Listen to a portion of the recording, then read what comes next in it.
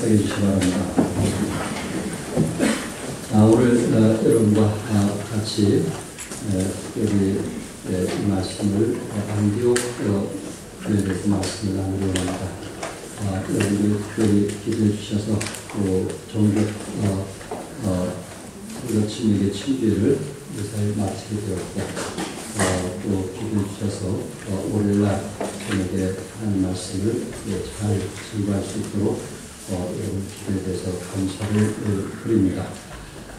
오늘 이 시간에 특별히 이 안디옥 교회, 안디옥 선교 친에게 15번째 칭찬받는 교회, 각 교회마다 우리가 배워나가면서 또 칭찬받을 교회도 있고 또 그렇지 못한 책망듣는 교회도 있는데 우리 종암성서 침례교회라면 우리 주님이 이 땅에 오실 때 참 교회에 대해서 어떻게 말씀하실까, 또 우리 구역장들, 집사님들, 또 구역원들, 또 우리 교사들, 또 각 곳에 참 차량으로 또 안내로 또 이 차량으로 각자 우리 섬기는 데서 우리 주님이 뭐라고 말씀하실까라는 생각을 좀 가지면서 참 마지막 죄쟁이 임박한 때 칭찬받는 교회가 되다고 해서 오늘부터 15가 15번째로 말씀을 마치고 말씀을 전하면서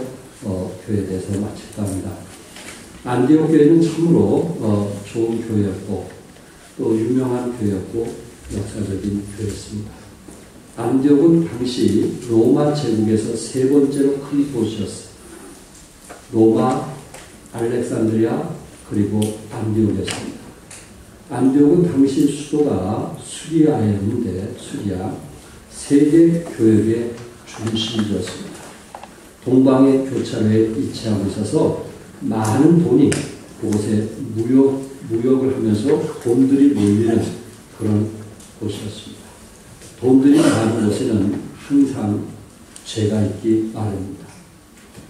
문물 교환한 장소에서 사람들이 모이다 보니까 쾌락 중심이 되었고 또한 죄를 물 마시듯이 마시는 그런 죄악의 도시이기도 했습니다.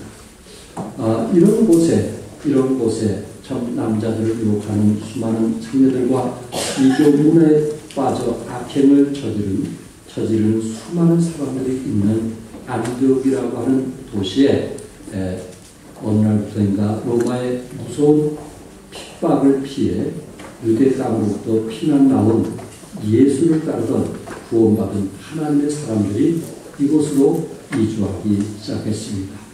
이주의 그리스도인들이 핍박 때문에 각자 살기도 힘들 건데 저들은 또한 모임을 하고 그곳에 기도를 하기 시작했고 또 그곳에서 말씀을 듣기 시작하면서 서서히 교회가 이제 자연스럽게 세워지게 되었습니다.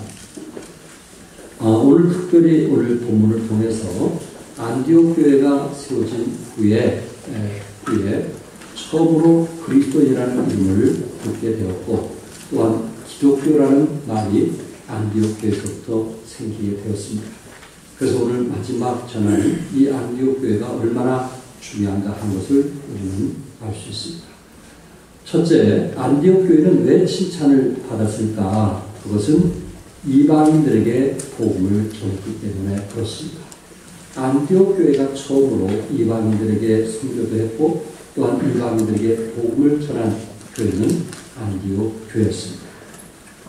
19절에 보니까 때 스데반의 일로 일어난 환난을 인하여 흩어진 자들이 베니게와 구브로와 안디옥까지 이르러 도를 유대인들에게만 전하는데 그 당시 스데반 집사님이 복음을 전하다가 이 유대인들, 이스라엘 바리새인들, 사두개인들에게 너무 엄청난 핍박을 받으면서 이 핍박이 시작되면서 예수 믿는 사람들이 핍박이 확산되어졌습니다. 그래서 이스라엘을 더 이상 그들이 거할 수가 없어서 핍박이 너무 심해서 거할 수가 없어서 그들이 흩어지게 됐는데 베니게와 구브로와 안디옥까지 흩어지게 되었습니다. 그들이 신앙의 자유를 위해서 믿음의 자유를 위해서 흩어지게 되었습니다. 영국에서 예수 믿는 사람들이 핍박을 할 때 그들이 믿음의 자유를 위해서 떠나온 사람들이 결국은 지금 미국, 이스라엘이라는 나라를 형성했던 것처럼 이들은 예수 믿는다는 그 사실 때문에 떠나야만 되었습니다. 이북이 한참 기독교가 핍박을 받을 때 그들이 남한으로 넘어오게 됐어요. 흩어져서 남한으로 넘어오게 됐어요. 오자마자 저들은 교회를 세우게 되었고 또한 그 교회를 통해서 하나님께 영광을 돌렸던 것처럼 바로 이스라엘 나라에 너무나 엄청난 핍박이 있었기 때문에 저들은 흩어지면서 이곳저곳 흩어지면서 안디옥이라고 하는 그 도시에 모인 사람들이 이제 교회를 세웠고 또한 교회를 통해서 하나님께 영광을 돌게 되었다는 사실입니다. 안디옥 교회는 환란에서 나온 흩어진 피난민 성도들에 의해서 세워진 교회입니다. 핍박, 환란. 오히려 이 환란과 핍박 때문에 신앙생활을 포기할 수도 있고 또한 자기 생활에 만족하면서 살아갈 수 있음에도 불구하고 오히려 예수 믿는다는 그 이후에 핍박과 환란 속에서도 저들은 안디옥에 와서 다시 서로 모여서 기도하고 찬송하며 교회를 세워주는, 교회가 세워지는, 오로지 주님을 위해서 살아가는, 그래서 칭찬받는 교회가 되었던 것입니다. 로마서 5장에 보면은 우리가 환난 중에도 즐거워하나니 이는 환난 인내는 연단은 소망을 이루는 줄 아니라 환난 중에도 즐거워했다. 바로 이스라엘의 유대인의 이들이 그렇게 핍박을 받음을 통해서 오히려 그 핍박을 그들은 즐거워하게 되었고 또한 핍박 속에서 그들은 흩어지면서 안디옥이라는 교회가 세워지게 되었다는 것입니다. 스데반 집사님, 한 교회 예루살렘의 집사로서 참 그가 얼마나 충성하고 얼마나 헌신되어졌으면 그 많은 사람들 앞에 대표적으로 이렇게 핍박을 받게 되었을까. 또한 이 핍박을 해서 예수 믿는 사람들을 더 많이 핍박하게 되었고 그들이 흩어져서 안디옥 교회를 세우게 되었습니다. 어떻게 복음이 안디옥까지 전파되었을까? 지금 서두에 말씀한 것처럼 만약에 예루살렘에 핍박이 없었다면 이스라엘에 핍박이 없었다면 저들이 안디옥 교회를 세웠을까? 하나님께서 결국은 예루살렘에 있는 믿는 자들을 핍박함을 통해서 저들이 흩어지게 되었고 그리고 흩어지면서 세계의 복음을 증가하는 위대한 일들을 감당하게 되었습니다. 그래서 사도행전 1장 8절에서는 우리 주님께서 성령이 임하시면 예루살렘과 유대와 사마리아 끝까지 복음을 전하라고 했는데 1장 8절에 말씀했는데 8장 1절에서 흩어지면서 복음이 전해지게 되었습니다. 이 핍박의 원인은 여러 가지 이유가 있는데 원래 이 유대인들은 히브리어를 썼거든요. 모국어가 히브리어예요. 그래서 유대인들은 히브리어를 썼기 때문에 그 당시 그들을 히브리파라 이렇게 불려지게 되었고 그 나라를 사랑해서 모국어를 썼던 나라를 히브리파라고 했고 헬라파라고 하는 유대인들이 있었어요. 이분들은 유대인인데 해에 가서 살았던 사람이에요. 유대인들인데 그러다 보니까 해에 살다 보니까 그들의 문화에 영향을 받게 되었습니다. 근데 이들이 이제 이스라엘에 들어와서 그곳에서 주님을 알게 되었는데 예수님을 알게 되는데 어떤 생각을 갖게 되냐면은 헬라파 유대인들은 이방인들에게 당연히 복음을 전해야 된다라는 생각을 가진 사람들. 왜? 외국에서 살았으니까 이방인들도 이 복음이 필요하다는 생각을 가졌고 히브리파 유대인들은 아니다. 복음은 이방인들에게 준 것이 아니고 유대인들에게만 줬다. 그래서 그 당시에 복음을 통해서 구원받은 사람 중에 두 류가 있었는데 히브리파 유대인과 또 누구 유대인이요? 헬라파 유대인들이 있었어요. 그러니까 헬라파 유대인들은 세리나 또한 이제 죄인들이나 이런 사람들을 늘 불쌍히 여기고 그들을 가까이 했기 때문에 히브리파 유대인들이 헬라파 유대인들을 싫어했어요. 외국물을 먹었다는 이유로 싫어했고 자기네들의 문화를 인정하지 않는다고 해서 싫어했어요. 그래서 이런 갈등이 있는 속에 당시 바리새인 사두개인들이 그래도 히브리파 유대인들은 자기 문화를 잘 이해하고 잘 따르기 때문에 아무 문제가 없는데, 이 헬라파 유대인들은 자기들이 원치 않는 일들을 하니까 이들을 핍박하기 시작했어요. 그래서 결국은 이들이, 헬라파 유대인들이 흩어지면서 해외 문화를 너무나 잘 알았던, 또한 그들의 영혼도 하나님이 부르셨다는 그 사실을 너무나 잘 알고 있었기 때문에 바로 안디옥 교회가 세워지게 되었고, 안디옥 교회는 그곳에서 이방인들에게 복음을 전하게 되었습니다. 그래서 복음이 전해지게 된 것은 핍박 때문이었고, 두 번째는 이방 선교를 위한 하나님의 계획에 이 헬라파 유대인들은 그 말에 순종을 했습니다. 여러분, 베드로가 이방인 고넬료를 만나 복음을 전해서 온 가족이 구원받은 거 아시죠? 그러나 베드로도 아직도 히브리파 유대인이었기 때문에 이방인을 접촉하는 것을 피했습니다. 아니, 어떻게 이방인에게 복음을 전할 수 있냐고. 오히려 하나님 앞에 나는 이방인에게 복음을 전할 수 없다고 한 사람이 베드로였습니다. 결국 하나님 말씀에 순종해서 이방인 고넬료에게 복음을 전할 때 그 가족들이 구원받은 사실을 알게 됐을 때, 하나님께서도 이들을 사랑하시는구나 결국 깨닫게 되었습니다. 헬라파 유대인들이 흩어져서 복음을 전할 수밖에 없었던 것은, 그 당시 유대인들 가운데 구원받은 사람도 있었지만 야고보든지 베드로든지 예수님의 제자들이 그곳에서 예수 믿고 구원을 받았지만 항상 그들은 유대인 중심으로 유대 사상을 가지고 유대인들에게 복음을 증거하기를 원했습니다. 아직도 그들은 유대 선민의식, 특권의식을 버리지 못하고 우월감에 젖어 이방인을 멸시하는 그런 자세를 버리지 못했던 것입니다. 여러분, 예루살렘 교회는 야고보를 중심으로 유대적 교회로 구동하고 있었습니다. 우리 주님은 땅끝까지 복음을 증거하라고 했는데, 야고보는 유대인 교회, 오로지 우리 교회, 돈이 바깥으로 나가는 것을 싫어했어요. 선교하는 것을 싫어했어요. 우선이 우리 교회였어요. 주님의 지상 명령에 순종하는 그런 태도보다는 내 교회가 우선이라고 하는 이기주의 사상을 가졌습니다. 그것이 잘못됐다는 얘기는 아니지만 늘 주님을 위한 열린 마음이 되지 않았다는 사실입니다. 하나님은 이 사실을 너무나 잘 알았기 때문에 선민의식, 특권의식, 우월감, 이것을 깨뜨리기 위해서 헬라파 유대인들에게 핍박을 하게 되었고, 역시 사도 바울도 헬라파 유대인 중에 한 사람이었습니다.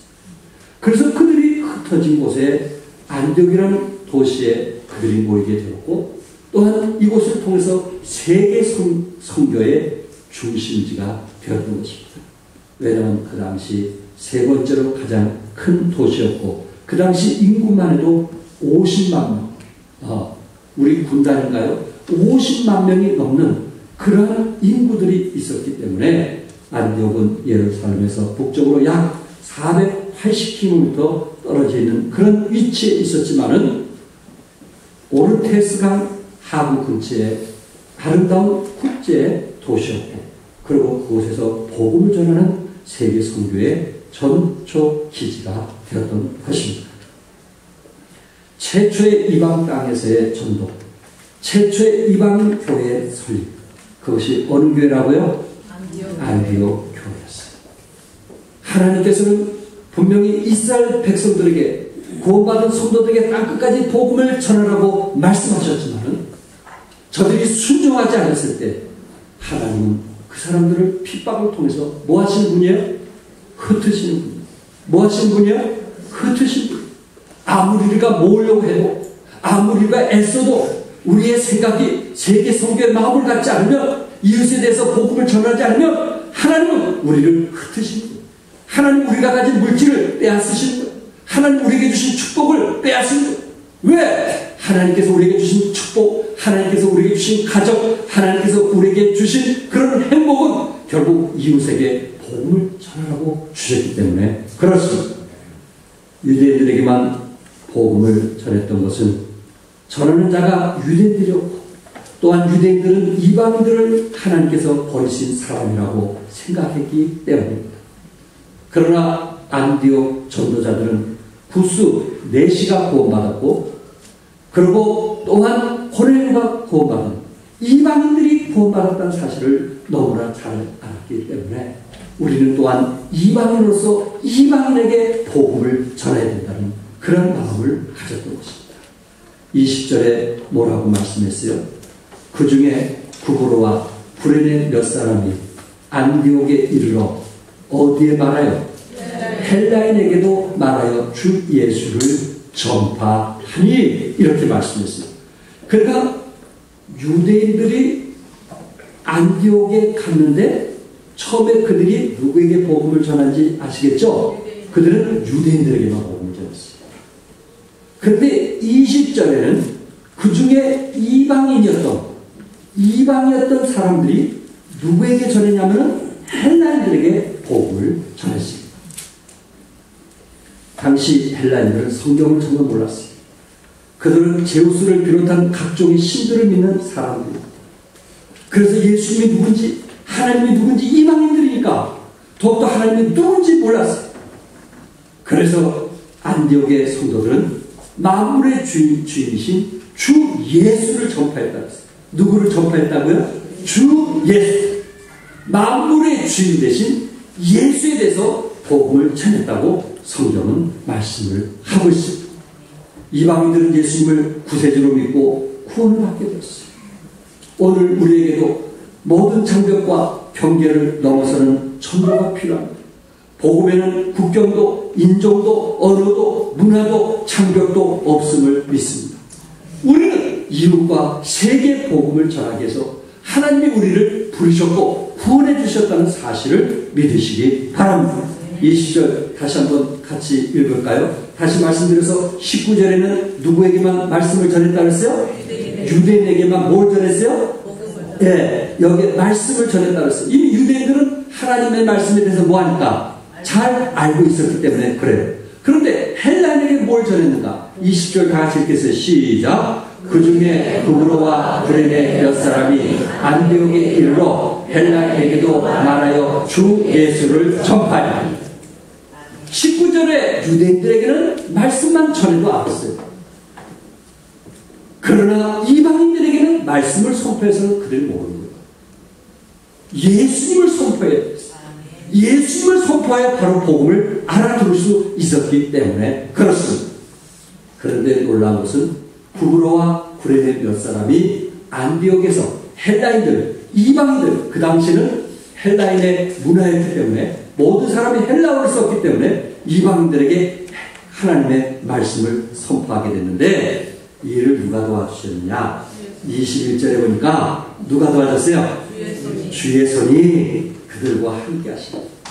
수많은 사람들이 믿고 주께로 돌아옵니다. 누구의 손이 그들과 함께 했어요? 주의 손이 그들과 함께 했어요. 주의 손이. 여러분, 내가 복음을 전할 때 누가 함께 하신 거 믿나요? 주의 손이. 성령님이 함께 하신 거 믿으시나요? 여러분, 주의 손은 어떤 손입니까? 주의 손은 어떤 손이에요? 오늘 본문에 주 예수, 주인이신 예수, 천지를 창조하시고 온 우주를 다스리며 인류의 역사를 이끄시고 우리의 인생을 인도하신다는 하나님의 손길이 함께 하실 때 영혼들이 구원받고 생명을 얻으심을 믿으시기 바랍니다. 우리 중국에 가신 선교사님들이 제일 먼저 선교 일을 하기 위해서는 자기 아이들에게 피아노 잘 가르치는 선생님을 초대합니다. 그래서 피아노를 가르치도록 하고 페이를 주면서 그 다음에 거기서 복음을 전해요. 우리 필타 선교사님이나 베스킨 선교사님이 한국에 왔을 때 필타 선교사님이 강교구 목사님에게 한국말을 배웠거든요. 베스킨 선교사는 김우생 목사님에게 한국말을 배웠어요. 그때 대학교 다닐 때. 이분들이 한국말을 알아야 복음을 전할 수 있는 거예요. 그래서 처음으로 그 교회 중에 그래도 좀 똑똑한 학생들을 택해서 한국말을 가르쳐달라고. 얼마든지 페이를 줄 테니까 한국말을 가르쳐달라고. 그런데 대부분 한국말을 가르쳐준 사람은 복음 안에서 변화가 일어나는 거예요. 이런 분들이 지금까지 한국의 큰 사역들을 하고 있습니다. 인도 선교사였던 맥스웰이라고 하는 분은 인도의 선교사로 갔어요. 언어를 익히는데 커다란 어려움을 겪고 있었어요. 왜냐하면 인도는 이 마을마다 언어가 달라서 새로운 마을에 들어갈 때마다 새로운 언어를 배우기 하기 때문에 인도에 가서 복음을 전하는 것은 쉬운 일이 아니었어요. 그래서 어느 마을에 들어가서 힌두 교인 한 사람을 부르고 나에게 말 좀 가르쳐줘. 그 대신 내가 봉급은 충분하게 주겠다. 이렇게 얘기했어요. 그런데 그 힌두교인 청년이 뭐라고 얘기하냐면 당신하고 함께 있어 그리스도인이 되지 않는 사람이 없다는 것을 나는 너무나 잘 알고 있습니다. 그래서 나는 당신을 우리나라 말을 가르쳐줄 수 없습니다. 왜? 나는 힌두교인데 당신하고 만나면 나는 기독교인이 되기 때문에 그렇습니다. 이 말에 의미가 있지 않아요? 예수 믿는 사람을 만나면 예수쟁이가 되어야 되지 않겠어요? 예수 믿는 사람을 만나면 예수의 향기가 그들에게 전해져서 그분도 나도 예수 믿으면 좋겠다. 나도 구원받았으면 좋겠다. 이렇게 해서 변화가 일어나야 되지 않겠느냐 하는 것이죠. 여러분과 내가 예수 믿으면서 내 주에 변화가 없다면 이거 뭔가 좀 잘못된 거 아닐까요? 내가 예수를 믿는데 선착게 믿기 때문에 그렇지 않나요? 내가 예수 믿기 때문에 예수 안에서 하나님께 영광을 돌리지 못하기 때문에 그런 거 아닌가요? 사랑하는 성도 여러분, 우리도 이웃들에게 복음을 전하는 여러분과 내가 될 수 있기를 바랍니다. 그것은 바로 칭찬받는 그리스도인들이 되기 때문에 그렇습니다. 두 번째 안디옥 교회는 말씀으로 양육하는 교회였어요. 22절에 보면은 예루살렘 교회가 이 사람들의 소문을 듣고 바나바를 안디옥까지 보내니 예루살렘에서 가만히 보니까 예루살렘이 초대교회 때 안디옥 교회 자기 교회에서 간 무리들이 모이는데 숫자가 계속 부흥된다는 소식을 듣게 됐어요.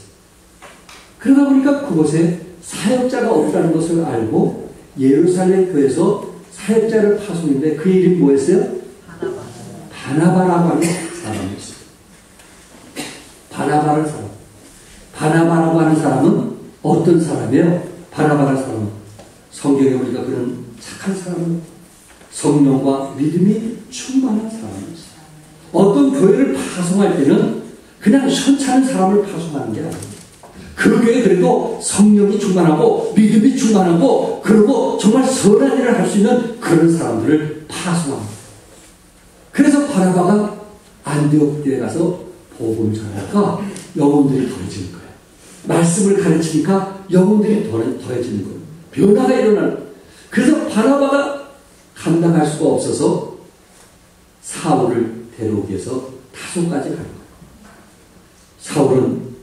사도 바울은 주님을 만난 후에 내가 너의 택한 그리스도라는 소리를 들은 후에 그는 10년간 다소에서 머물면서 자기 자신을 훈련했던 사람입니다. 이것을 누가 하지 아세요? 사도 바울이라. 아니 죄송합니다. 바나바가 합니다. 그래서 다소에 가서 누구를 데려왔어요? 사도 바울을 데리고 와서 안디옥에서 함께 사역을 했는데 몇 년 동안 말씀 가르치는 사역을 했냐면 1년을 했어요. 1년 동안 바나바와 사도 바울이 동력을 하면서 함께 사역을 했을 때 1년 후에 안디옥 성도들의 이름이 주의 사람들이 그들을 조롱하기 위해서 뭐라는 이름이 붙여졌어요? 그리스도인이라. 이 말은 새끼 예수라는 뜻이에요. 새끼 예수예요. 예수 닮았다는 것. 얼마나 좋은 얘기예요. 그들은 비난하기 위해서 새끼 예수라고 하는 조롱해서 한 얘기지만 믿는 자들에게는 가장 흐뭇한 얘기였어요.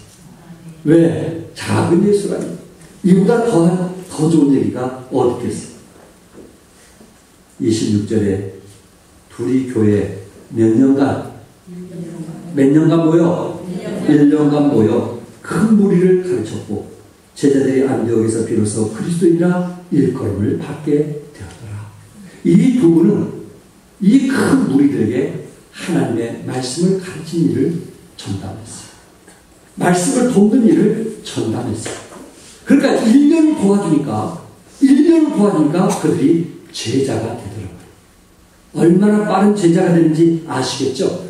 어떤 사람은 10년을 도와줘도 제자가 되지 않는 사람이 있는데 안디옥 교회는 그들이 얼마나 말씀을 사모했던지 1년을 도와주니까 그들은 예수님을 따르는 제자가 되었고 또한 그들을 통해서 다른 사람을 돕는 제자가 되었습니다. 주님은 저들이 그리스도인이라는 것에 대해서 칭찬을 하게 되었어요. 몇 년 만에 이런 역사가 일어났어요? 1년 만에. 그래서 칭찬받는 교회가 되었어요. 여러분, 1년만 도움을 받으면 내 마음에 정말 사모해서 누구에게서 억지로 모임을 갖는 게 아니고 억지로 구역예배 드리는 게 아니고 내가 그 말씀을 사모해서 배우려고 하는 그런 마음을 가지고 도움을 받으면 1년 만에 다른 사람을 돕고 싶은 소원이 생기게 되고 그 사람부터 그리스도인이라 세상 사람부터 너는 그리스도인이라 이런 소리를 듣게 되더라는 거죠. 그리스도인이라는 것은 그만큼 세상보다 이들이 하나님을 사랑했다는 얘기 아니겠어요? 우리 집사님들 중에 어떤 분은 예수 믿고 나서 이렇게 살면 안 되겠다 하는 마음으로 결심했다고 친구들하고 주일날 어떤 행사든지 나에게 얘기하지 말라. 나에게 얘기해도 나는 가지도 않겠고 앞으로 참석하지 못한다. 나에게 얘기하려면 토요일 하라. 그렇게 결단했다. 그러니까 최근에는 뭐 전화도 오고 오지도 않고 연락도 오지 않고 그러니까 그 사람들이 뭐라고 그 사람은 예수쟁이야. 그래서 연락도 안 올 거야. 그런 소리를 들었다니. 이게 우리에게 영광스러운 얘기 아니겠어요? 아직도 주일날 오라면 오고 가라면 간다면 아직도 세상 사람에 대해서 자지우지한다면 이게 그리스도인이 되겠느냐? 그런데 1년 동안 그들이 말씀에 훈련을 받으니까 세상 사람으로부터 새끼 예수라 이런 소리를 듣게 됐으니 그들의 믿음을 인정했다는 얘기 아니겠어요? 사랑하는 성도 여러분, 여러분과도 그리스도인이 됩시다. 사도 바울은 고린도전서 11장 1절에 내가 그리스도를 본받는 자가 된 것 같이 너희는 나를 본받는 자가 되라 이렇게 말씀했던 것처럼 안디옥 성도들이 1년 동안 그들의 하나님의 말씀을 배우면서 그리스도에 속한 사람, 그리스도를 따르는 사람, 그리스도의 냄새를 나타내는 그러한 그리스도의 사람이 되었다는 말씀입니다. 나폴레옹이 함께했던 군인들이 이제 전쟁에 나가서 러시아 사람들을 점령하고 러시아 사람을 포로로 잡았어요. 그래서 나폴레옹 군인들이 그들에게 어떻게 하면 너는 앞으로 나폴레옹에 속한 군이다 해서 이 손에다가 N자라고 하는 마크를 불러주셨어요. 보니까 N자예요. 그러니까 러시아 군인이 이 N자란 말이 무슨 말이냐 했더니 나폴레옹 이름을 따서 N자라고 붙여줬다고. 너는 이제 러시아 군인이 아니고 너는 나폴레옹에 속한 군인이야. 그렇게 얘기했어요. 그랬더니 러시아 군인이 칼을 딱 들더니 자기 손을 딱 자르고 몸에서 피가 쏟아져. 그래서 뭐라고 하냐면 나는 나폴레옹에 속한 사람이 아니고 러시아 대제에 속한 군인이다. 내 몸에 N자를 쓴다 할지라도 나는 러시아에 속한 군인이다 하면서 장팔을 자르더라. 멋있지 않나요? 멋있지 않나요? 세상 사람들이 여러분을 유혹할지라도 우리는 그리스도의 제자임을 믿으시기 바랍니다. 어디에 가서도 나는 예수 믿는 사람, 나는 기독교인, 나는 하나님의 자녀다 이렇게 말할 수 있기를 바랍니다. 예수 믿는다는 것을 보이고 싶지 않아서 친구들에게 밝히고 싶지 않아서 어떤 자석에서 기도하지도 못하고 빨리 밥 먹는 그런 나약한 사람이 되지 말고 1년 훈련 받았다면 이런 변화가 일어나듯이 우리 삶에도 변화가 있게 됐을 때 우리 주님 오실 때 잘했다 칭찬받는 그리스도인이 되지 않겠느냐 하는 것이죠. 미국의 해군 함정 한 척이 적군의 포를 맞아 이제 배가 물에 빠져가고 있었습니다. 그가 그 좋아하던 고사포레들이 뭐 이런 걸 전부 다 풀러가지고 배가 침몰되지 않게 해서 전부 다 버리는 거예요. 마지막까지 버리지 않는 게 뭐냐면 그들이 양식. 그래도 2, 3일 먹을 양식이 있어야 되지 않겠습니까? 우리 배가 필요하면 누가 살리지? 양식. 또 한 가지 뭔지 아세요? 그들이 사랑했던 애. 그것을 그 수첩에 버리지 않고 그걸 갖고 있는 거예요. 사랑했던 사람. 사랑했던 어머니 사진. 아버지 사진은 없더라고. 어머니 사진. 사랑했던 애인 사진. 그걸 포기한 거예요. 마지막 그 배에서 침몰했을 때 그런 눈물이 나왔어요.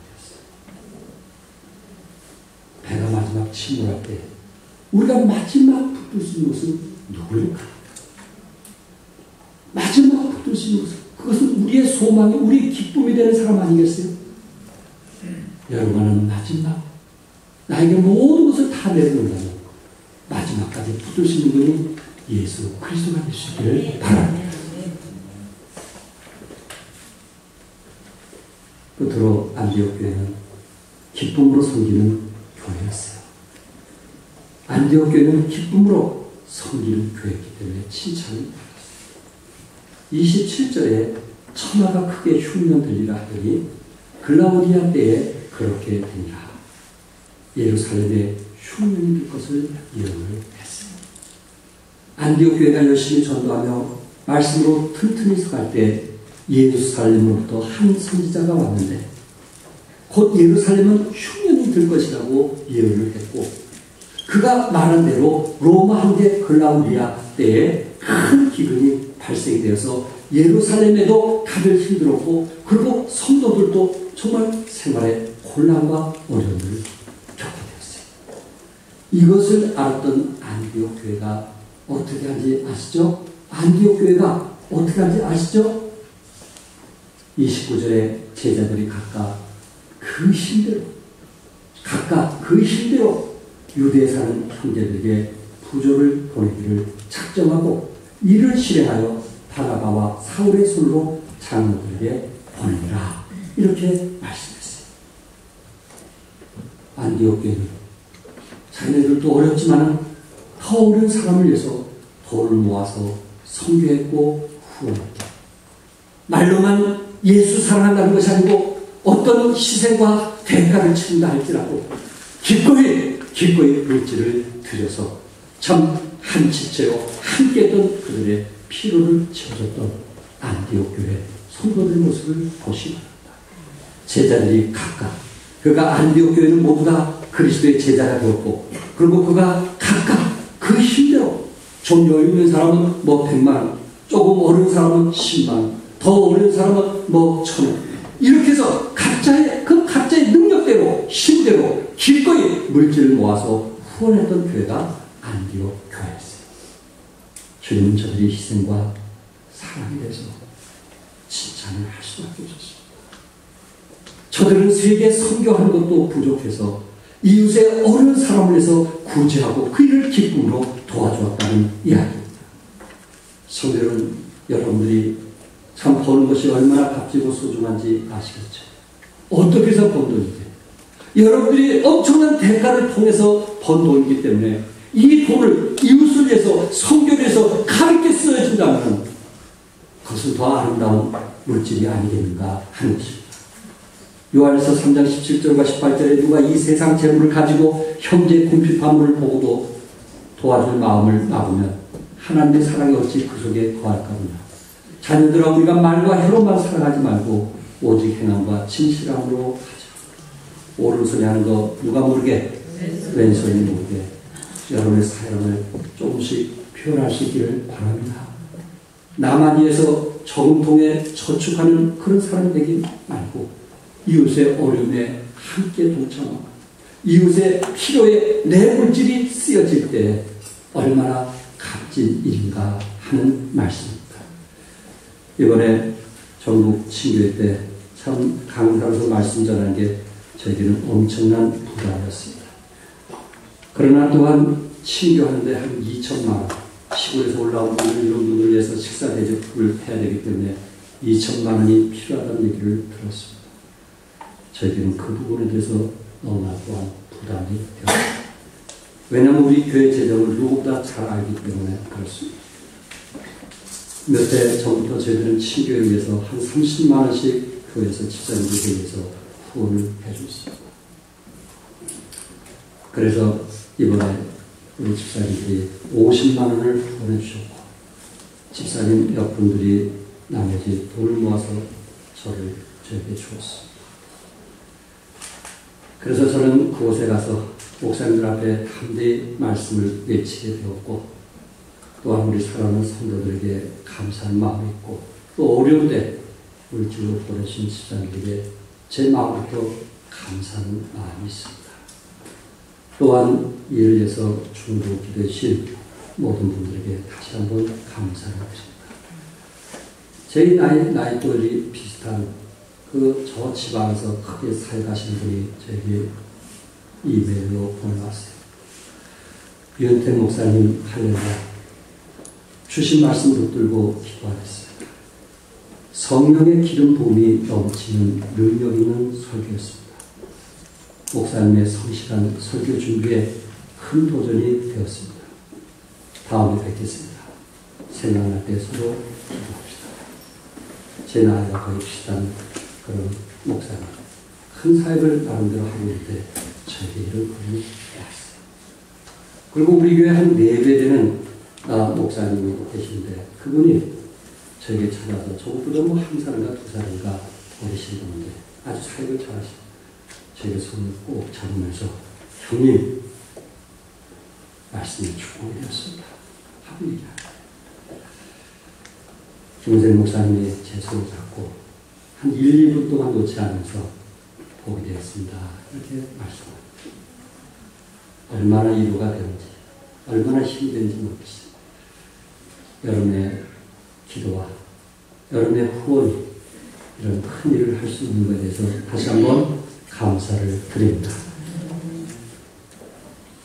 한 젊은 목사님, 저보다 좀 젊은데 나이 차이는 얼마 안 되지만 이분도 저와 같은 강사로 오랜만에 섰어요. 그때 교회에서 잔치가 벌어졌을 때 잔치가. 우리 목사님이 그런 데 가서 설교할 수 있다는 거예요. 그래가지고 와이셔츠하고 넥타이를 어떤 집사님 한 분이 사갖고 와가지고 이거는 말씀 전할 때만 꼭 입고 하세요. 그래요. 그것이 목사의 마음을 참 눈물나게 하는 겁니다. 눈물나게 하는 거예요. 참 우리 부모가 이런 데 가서 설교할 수 있다니 우리가 같이 기뻐할 일 아닌가요? 같이 즐거워할 일 아닌가요? 눈물나는 것이. 성도 여러분, 안디옥교에서 이렇게 말씀으로 훈련되었을 때 정말 자기가 가진 그 일에 대해서 기쁨, 즐거움, 헌신되어지게 되었고 하나님 나라 확장을 위해서 힘이 지나도 쓰여졌다. 아름다운 모습들을 보게 된 것입니다. 한국 사회 수필 문학의 역사를 만든 피천덕 선생의 2년이라는 책에서 따온 글인데 맛과 멋이라는 글이 있습니다. 맛은 감각적이지만 멋은 정서적이다. 맛은 적극적이요 멋은 인물하다. 맛은 생리를 필요로 하고 멋은 교양을 필요로 하다. 맛은 정확성이 있고 멋은 파격이 있다. 맛은 그때뿐이요 멋은 영이 있다. 맛은 얕고 멋은 깊다. 맛은 현실적이고 멋은 이상적이다. 정력생활은 맛이요 플라토닉 사랑은 멋이다. 맛은 몸소 체험을 해야 하지만 멋은 바라보기만 하면 된다. 맛에 지치기 쉬운 나는 멋을 위하여 살아간다. 결국 이분은 맛보다는 무엇을 위해서 산다고요? 멋을 위해서 산다. 그렇게 글을 썼습니다. 정말 이 땅에 멋있는 그리스도인들은 어디에 있을까? 진정 멋있는 그리스도인. 정말 저 사람 멋있다. 정말 저 사람 멋있다. 저 사람은 쓸데 때에 쓸 줄 아는 사람이고 필요할 때 필요를 채워줄 수 있는 멋있는 사람이다. 이런 사람이 누굴까요? 나는 여러분과 내가 그리스도 안에서 칭찬받는 작은 예수가 될 수 있기를 바라고, 멋을 낼 줄 알고 정말 예수님의 내세를 드러낼 수 있는 멋있는 크리스찬들이 될 수 있기를 주님으로 축복합니다.